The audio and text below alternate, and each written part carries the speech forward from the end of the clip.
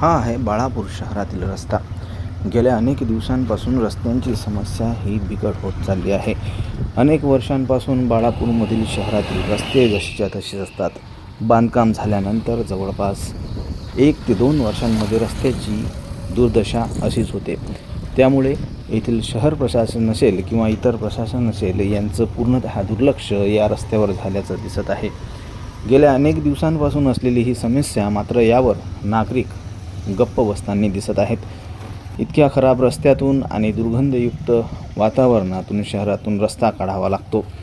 अतिक्रमणांचा विळखा यामुळे शहरात अनेक ठिकाणी मोठे खड्डे आहेत आणि अतिक्रमणामुळे मोठमोठ्या गाड्यांना यायजाला सुद्धा त्रास होत आहे.